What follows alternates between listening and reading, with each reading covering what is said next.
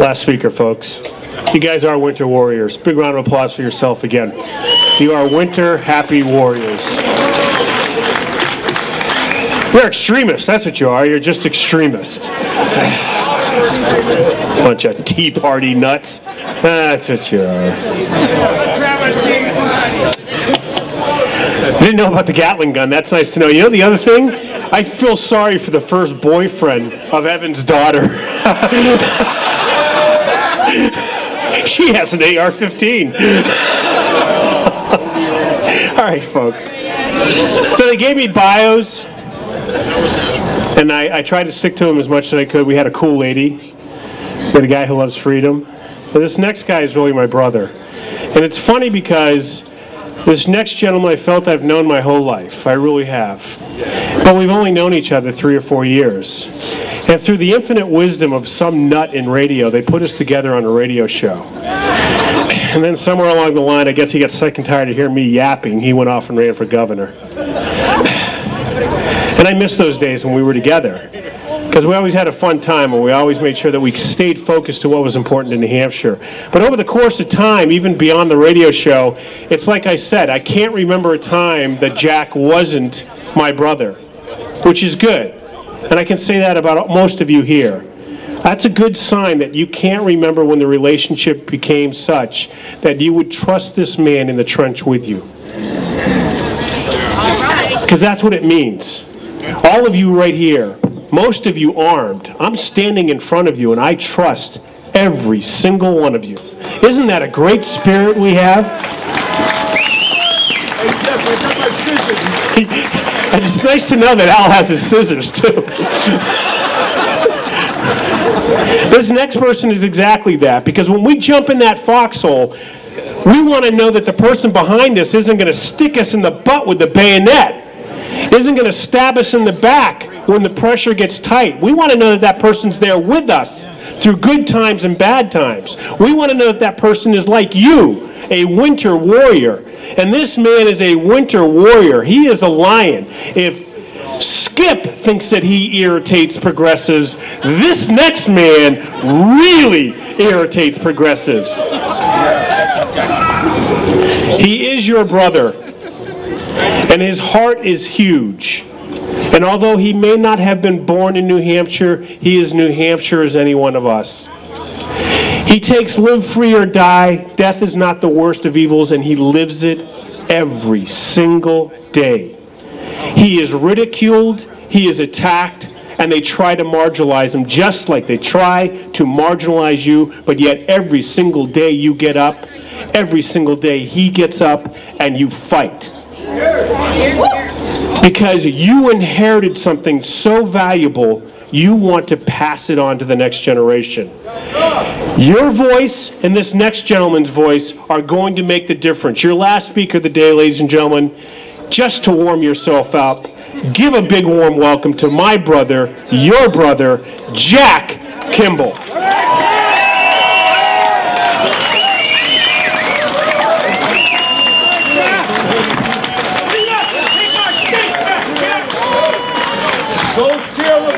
Get ready to rumble. I want everyone to say hello to my wife, Donna Marie. She's here today. She's behind me over here under the tent. Round of applause for Jeff Chittister, a real true patriot in New Hampshire. Susan Olson for putting this event on. This is absolutely wonderful. Ladies and gentlemen, let's be honest, storm clouds are on the horizon. We have a president that just recently, of course, he's already done this, but this president gave himself permission to assassinate by drone American citizens without any due process whatsoever. Of course, it's supposed to be in other countries, but it's not a big leap to have it start happening here in the United States of America. Question: why is the Department of Homeland Security placing orders for up to 1.8 billion rounds of hollow point ammunition? For target practice? No. I think not. 7,000 M16s also ordered by the Department of Homeland Security. Let's talk about Fast and Furious for a second. This president, as far as I'm concerned, should have been impeached a long time ago.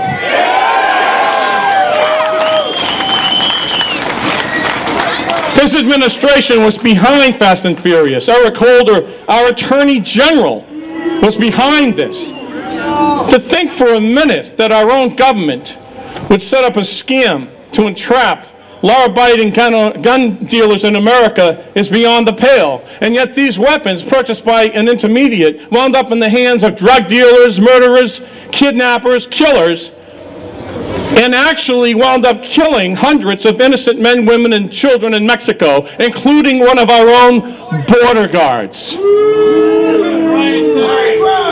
We can't find out any information. Congress doesn't get any, and what happens? Eric Holder has to be subpoenaed. Our own Attorney General has to be subpoenaed to testify. He doesn't, and our president gives him executive privilege, which he is not entitled to. Benghazi. I'm not going to go into all of it. You're out here, been out here a long time, but I can assure you that what has been going on there and the scandal that is, oops, somebody grab that one. What a catch, man. You are all right.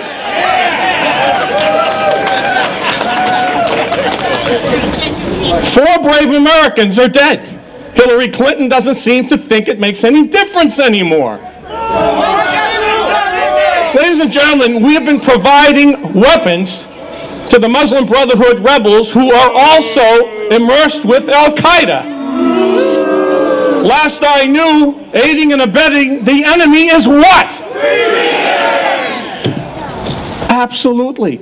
And yet, nobody in Congress will take the step to start impeachment proceedings against this president.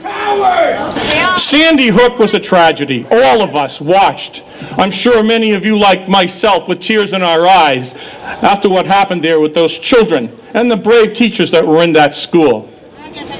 But sadly, from the get-go, from day one, this president took the advice of Rahm Emanuel, and he did not let a good crisis go to waste.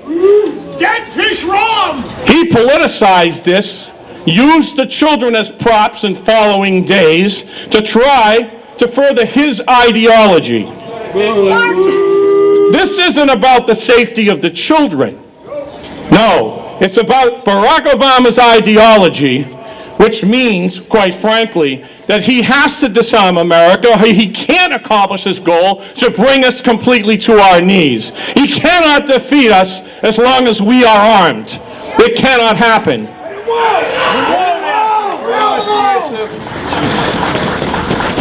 This man has proven that he doesn't care about our Constitution, and he certainly doesn't care whether or not the legislation that Dianne Feinstein has submitted passes or not, because he intends to take action unilaterally. 23 executive actions already taken, directly infringing upon our Second Amendment rights. By the way, that also is a violation of his the oath of office that he took to protect and defend the Constitution. So he's already violated that oath multiple times. Any violation of the Second Amendment and our right to keep and bear arms puts all of us at risk. We are the ones that are at risk. If you want to protect the children, I have the JackKimball 4-step plan. It's really pretty simple. Hope you all agree with it. Number one, step one, abolish gun-free zones in America. The last 50, with the exception of the Gabby Giffords event, multiple murders in this country occurred in gun-free zones. It's a neon light, an advertisement for nut jobs to come and kill as many innocent people as they possibly can because they know no one is going to be there to confront them. Step two, arm and train willing teachers. The operative word is willing. I don't think they should be forced, but willing teachers. The principal of Sandy Hook was extraordinarily brave. She ran out of the office to run down the hall and confront this man and lost her life doing so. But she didn't have a weapon. He went into her office and killed another 3 people and then broke into a classroom, and a 26-year-old, very brave young teacher cradled one of the students, but this man killed her and 20 other children.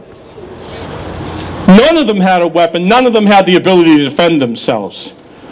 We have to wake up. There's evil in the world. It isn't going to go away. We need to be able to defend the children. That's how to do it. Step 3. You put a sign outside the schools, entrances and exits. And the sign says, warning, if you plan to harm our children, you will be met with deadly force. Teachers are armed and trained.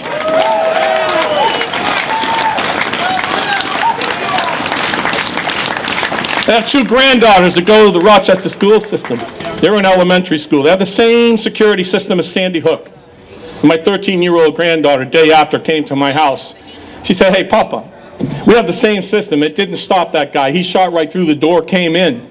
And she said, but I was thinking before this ever happened, when we have our lockdown drills, what happens when we're in the corner of the room with the door locked if somebody breaks in with a weapon? And I asked her, I said, well, what do you think? What do you think you ought to be doing? She says, well, for me, I'm going to go out the window. And I said, but you're on the 2nd floor. She said, I know. This is a 13-year-old. She was thinking about these things. This is before Sandy Hook happened. And I said, well, what do you think? She said it to me. I think teachers should have a weapon. I think they should be able to take these people out before they do any harm to us. This is a 13-year-old, ladies and gentlemen. I was on the floor of the House and spoke against a couple of the crazy bills the Democrats are putting up a couple days ago. And I heard the Teachers Association, 3 union reps come up and talk about, no, guns don't belong in schools. Bad people with guns don't belong in schools, but by God, good people with guns belong in schools. That's how you protect the kids. Step number 4.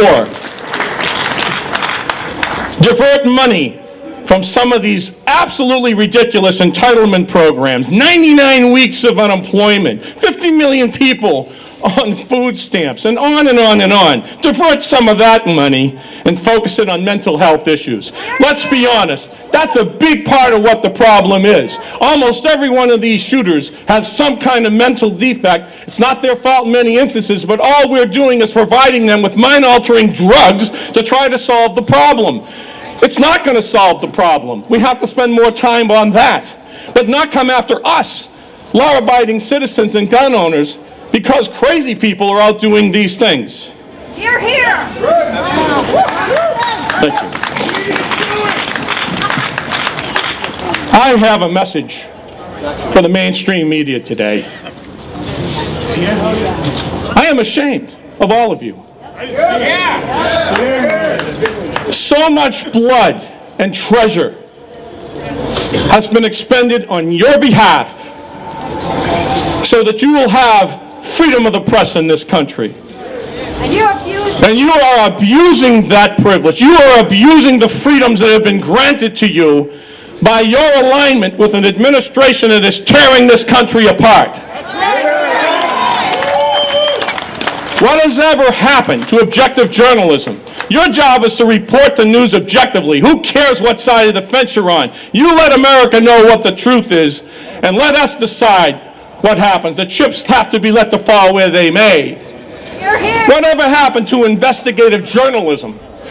We're people who would, and this used to be 30, 40 years ago when I was younger, you would get a journalist like a dog with a bone go after a story and find out the truth. They should be all over Benghazi. They should be all over Fast and Furious. They shouldn't be backing up this administration.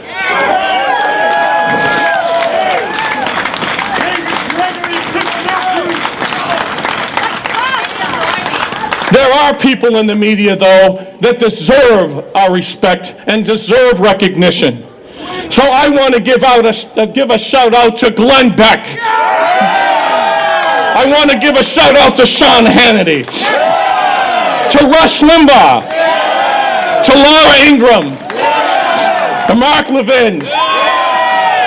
These people are holding back the tide. And by God, without them, we wouldn't know a lot of the truth. And I don't know if you listen to them or not, but believe me, if you don't, you should. At least give them an opportunity. Get on your radio and listen to some of them speak, and you'll see that these people have done their homework. They're telling you the truth. And they're the ones, quite frankly, that are helping this country try to overcome this radicalness.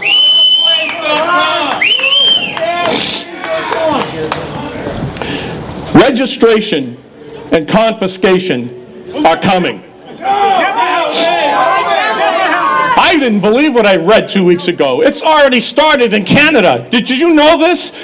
They had registration quite a few years ago, and they were told, don't worry, it's just to keep track of guns. Just keep track. Well, they now are receiving certified letters for certain rifles and semi-automatic weapons to be turned in. They either to be proven that they've been destroyed or they have to be turned in, and if they're not, they're going to be considered to be felons. We have anti-Second Amendment bills that have been, now you heard about Colorado. Colorado passed about 24. Did you know that the Vice President of the United States called 6 Democratic reps who weren't going to vote in favor of this and twisted their arms and actually had them change their vote before they voted? This is the Vice President of the United States calling up state reps to get them to vote. The state of Missouri and Minnesota have similar, well, they're both similarly written bills that basically say that they're going to actually confiscate semi-automatic rifles and high-capacity magazines, or you have to remove them from the state if you don't turn them in. And if these bills do pass, after 90 days, you haven't done this, you'll be a Class C felon. I mean, this is absolute madness, but this is the stuff. And by the way, I'm an equal opportunity critic. I wouldn't care, and most of you who know me know this, if Republicans were doing this garbage, I would be up here just as angry at them. It doesn't make any difference to me anymore.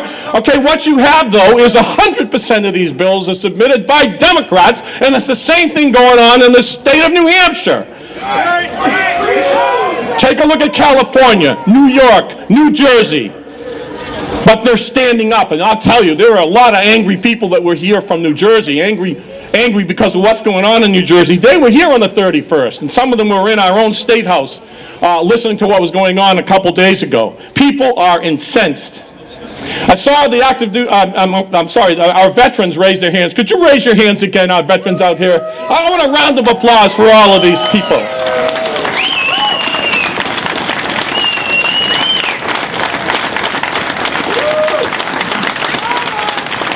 The reason for your big reason for a lot of your collective freedoms. I have a message, though, to all of our active duty military and, of course, our veterans. All of us have taken the same oath. We took an oath to protect and defend the Constitution from all enemies, both foreign and domestic.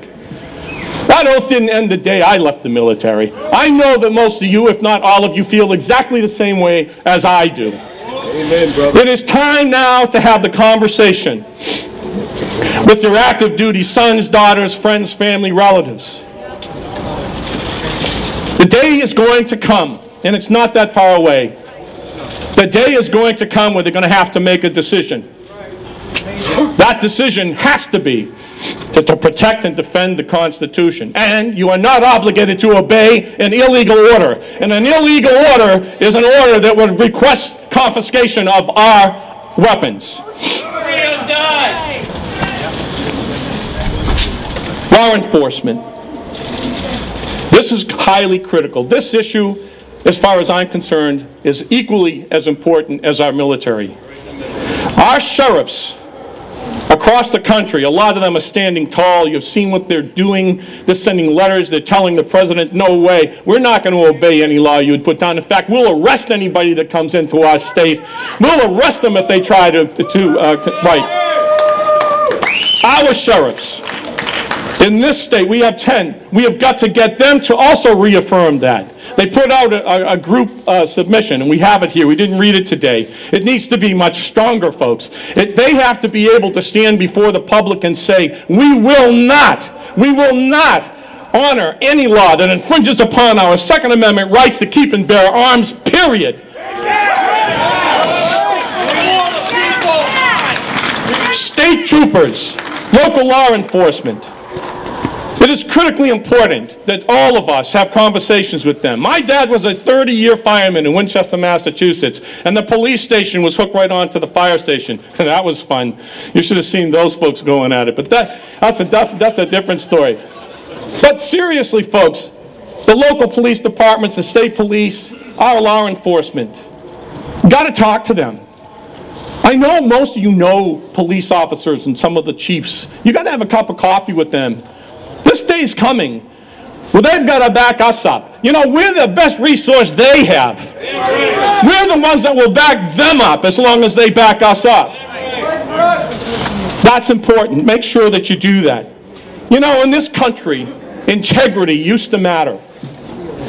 Honesty and integrity are severely lacking right now in Washington, D.C. We have a president that stands up and lies, implicitly lies to everyone. Almost everything in his State of the Union address turned out to be fact-checked to be a lie. And he gets away with it. Nobody does a thing about it. Teflon president. I want to remind our state legislators, you took an oath of office. That oath of office was to do the same thing that we in the military did. It was to protect and defend the Constitution from all enemies, foreign and domestic, and also to uphold the Constitution of the state of New Hampshire. If one of the first things you do when you take office is submit a bill that violates that oath, you have no right to be there, in my view. As far as I'm concerned, you should be removed. I'm deadly serious. If you can't honor your oath, if you violate your oath, then you shouldn't have been elected. We made a big mistake. Get the hell out.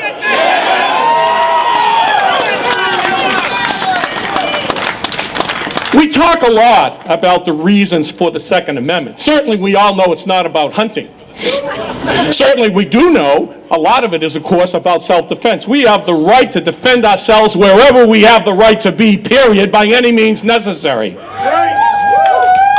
But the real reason for the Second Amendment is so that we, the American citizens, would have the opportunity, if the occasion arose, and it's getting close, to throw off an oppressive and tyrannical government. And the only way you can do that, the only way, is to have compatible weapons. That's why we need semi-automatic weapons. That's why we need high-capacity magazines. And by God, we're not giving them up to anybody.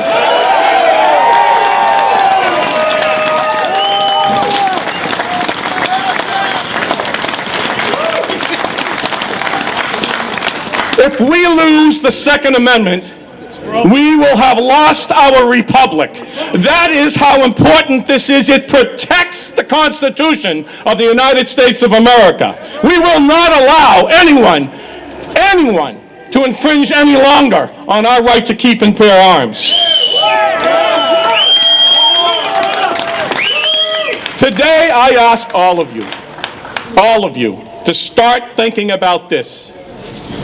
We have got to start blurring the R and the D beside people's names, and realize, please realize, that we are all Americans. We are all Americans first and foremost, and by God, we have got to start acting like it once again. United we stand. We have the most divisive president I have ever seen in my lifetime. He intentionally is dividing this country by race, by religion, by economic strata, and now guns versus no guns. It's all intentional. It is. Ladies and gentlemen, we can't be lemmings. You've got to start paying attention. You don't have to believe a thing I say. Every one of you has the ability to do your own research. And anyone who listens to this will be on YouTube. Do your own homework. Start realizing that you're being taken for a ride. Everybody that's out there, I think, has had a tax increase in their paychecks. I would tend to think it wasn't just 1%. He told everybody, oh no, it's only going to be 1 or 2%. No, 77%. No, every one of these people got lied to.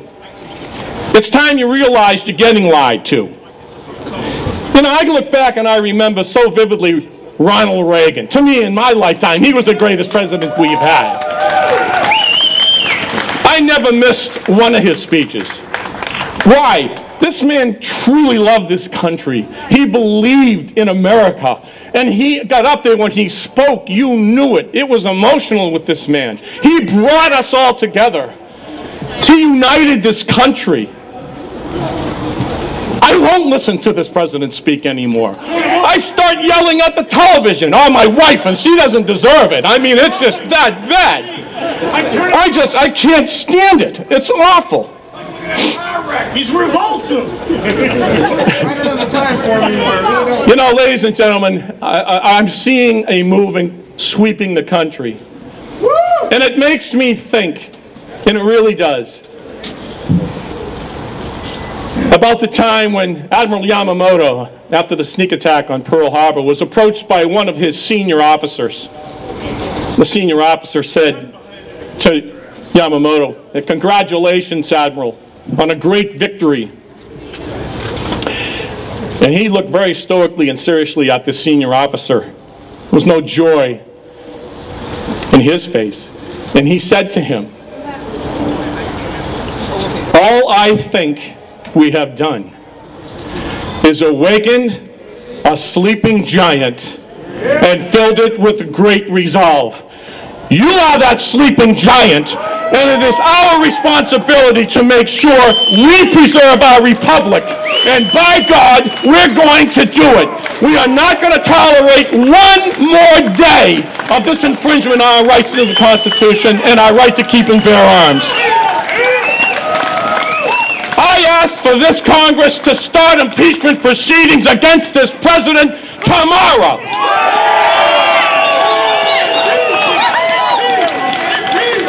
And I ask all of you to stay invested in your country. Spend time doing the research. Get active. Get organized.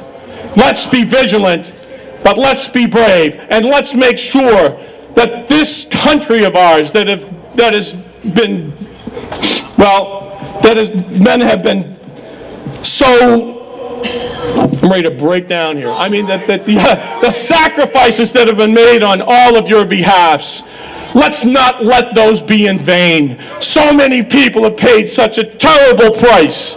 Thank you all for coming out today. God bless you, and God bless the United States of America.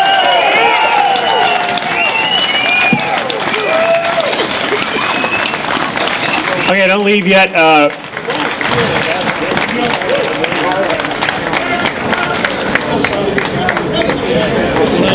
You winter warriors, you stuck it out. We stayed on schedule. There's a few pubs over here. I don't know if they allow guns, but you can try it.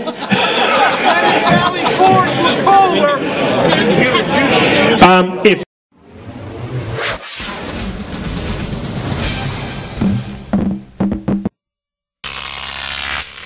Croc TV.